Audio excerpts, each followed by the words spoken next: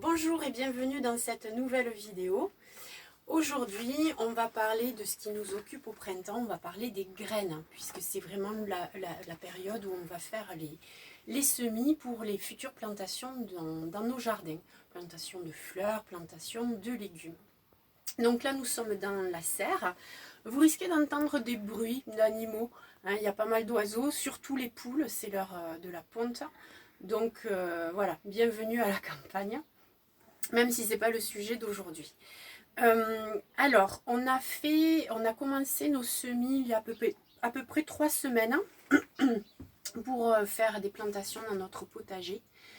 Donc les graines, il y a plein de graines différentes. On a mis des courgettes, enfin vous allez voir un petit peu tout à l'heure ce que ça donne, des salades, etc.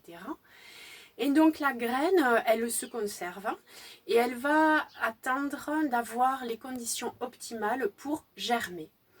Donc la germination, elle est influencée par plein de paramètres et les plus communs, ça va être l'humidité et la température. Il faut que ce soit suffisamment humide et chaud.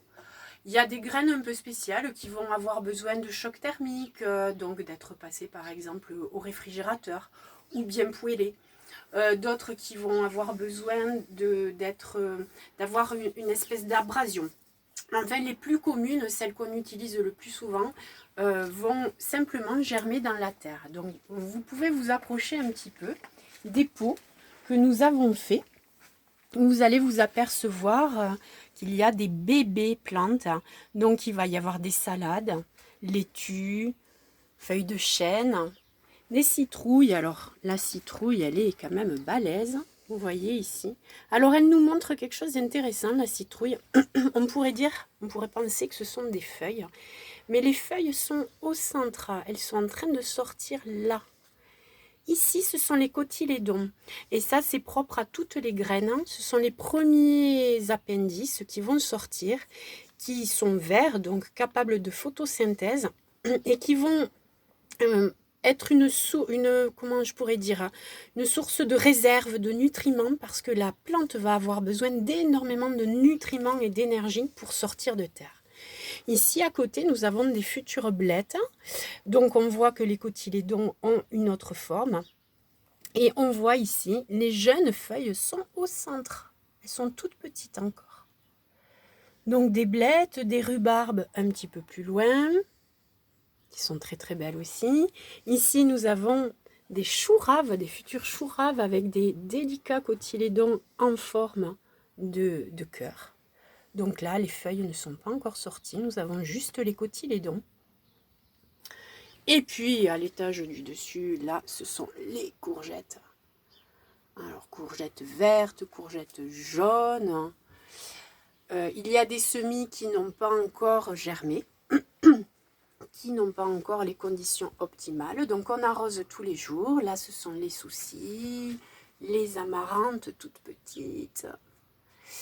Et donc, ce qui va se passer, c'est qu'on va attendre, on va laisser pousser ces jeunes plants et on va à un moment donné, vous voyez ici, ils sont tout petits, donc ils peuvent cohabiter, mais ils vont se développer. Et donc, pour qu'ils ne se concurrencent pas, à un moment donné, on va faire du repiquage, c'est-à-dire que je vais séparer en deux, laisser un plant dans ce pot et transvaser l'autre plant dans un deuxième pot de terreau, pour qu'ils puissent se développer. Et lorsqu'ils seront suffisamment forts, on pourra les mettre en pleine terre. Alors ici, on a l'habitude de dire qu'il faut attendre que les périodes de gel soient passées. On dit attendre que les seins de glace soient passés. C'est à peu près à mi-mai. J'ai plus la date en tête, je la regarde chaque année. Mais c'est vrai qu'on peut se faire avoir par le gel. Alors vous voyez, il y a quand même beaucoup de jeunes plants. On en a fait en quantité. Nous ne sommes que 4 dans la famille. Alors déjà parce qu'on aime bien en offrir de nos légumes. Mais c'est vrai qu'il y a beaucoup de casse. C'est-à-dire qu'ils sont fragiles, ces jeunes plants. Donc il y en a qui peuvent ne pas lever. On peut louper son semis. Il y en a qui vont se faire manger par les limaces et les escargots, même si on essaye de les protéger. Donc il faut prévoir ça et en faire en quantité suffisante pour qu'il y ait des survivants. Alors, je vais vous montrer d'autres utilisations des graines pour ceux qui n'ont pas de jardin et qui peuvent là profiter en ce moment du confinement pour soit en refaire parce que vous connaissez déjà, soit découvrir cette technique qui est les graines germées en alimentation. Alors voici, ici, oh, ça vous avez dû le faire, peut-être vous enfants ou avec vos enfants, on peut s'amuser à faire germer ici des graines de lentilles. Et alors on peut voir, alors on met un coton imbibé d'eau, hein, on vaporise tous les jours de l'eau et la graine va faire sortir son germe blanc qui va être sa racine, qui va lui servir à s'enfoncer dans le sol et à puiser les nutriments de la terre. Et puis il y a une autre petite partie là qui est recourbée, qui devient verte, qui sera la future tige, qui donnera les fameux cotylédons. Ça, on peut la manger à ce stade-là. Elle est comestible.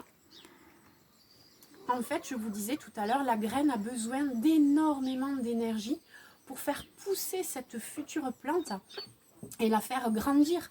Une graine peut devenir un arbre. Donc au départ, il faut une poussée énergétique. Et en fait, c'est ce qu'on utilise quand on consomme les graines germées. Il y a une richesse en énergie électromagnétique et aussi en nutriments.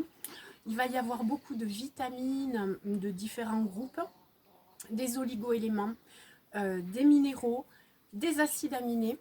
Et il y a certaines vitamines, on s'est amusé à les mesurer, qui vont avoir leur taux multiplié par 100, 500, 1000 fois plus concentré que la plante adulte. Donc c'est une vraie alimentation vivante. Et alors vous pouvez vous amuser avec un germoir de ce type-là. Donc c'est un bocal en verre avec un couvercle percé. On peut tout à fait le faire, j'en ai plusieurs qui sont faits avec des boîtes de conserve en verre et j'ai troué le dessus. Donc vous mettez des graines que vous allez trouver dans le commerce. Je les achète moi en coopérative biologique. Il y en a plusieurs. Là il y a du fenugrec qui est délicieux et qui est d'ailleurs la graine germée que l'on voit ici. Vous pouvez avoir du radis noir, délicieux, un petit peu piquant. Vous pouvez avoir de la roquette, délicieuse aussi, très parfumée. Elles sont toutes petites. Du tournesol. Alors je vous ai mis 4 variétés, il y en a énormément. Donc là vous pouvez choisir, il y a même des mélanges. Vous mettez cette quantité à peu près de graines dans votre pot. Vous le remplissez d'eau et vous le laissez pendant 24 heures macérer. Le lendemain, grâce à ce formidable couvercle, vous allez faire filtrer et garder les graines qui auront été au contact pendant 24 heures.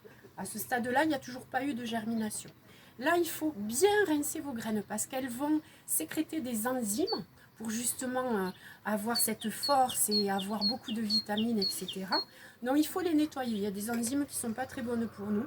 Dans les graines, vous allez faire 1, 2, 3 lavages, toujours pareil, avec de l'eau claire. Et hop, voilà.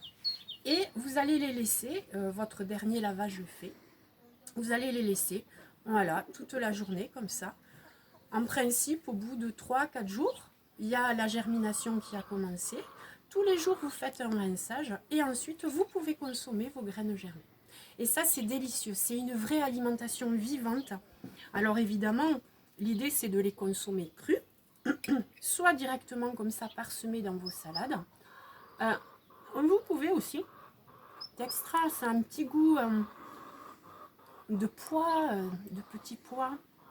Il y a vraiment énormément de délicatesse dans chacune de ces graines. Vous pouvez en faire des pestos, c'est super sympa. Vous prenez des graines germées que vous allez mélanger alors en fonction de vos goûts avec des olives, avec de la purée de sésame, de la purée d'amandes. Vous pouvez rajouter de l'ail, du citron, des herbes aromatiques en fonction de vos goûts. Et cette préparation, vous pouvez la tartiner sur vos tartines pour agrémenter vos salades ou vos petits apéritifs, puisqu'en ce moment, à l'heure du confinement, les apéros sont les bienvenus. Donc voilà une idée pour faire rentrer du vert, de la verdure. Si vous n'avez pas la possibilité d'avoir un jardin, faites-le pousser sur le rebord de vos éviers. Si vous avez des enfants, ben, vous verrez, c'est sympa. C'est une petite expérience en plus. J'espère que ça vous aura plu, que ça vous donnera envie de tester l'expérience. Continuons tous ensemble. Prenez bien soin de vous et je vous dis à très bientôt.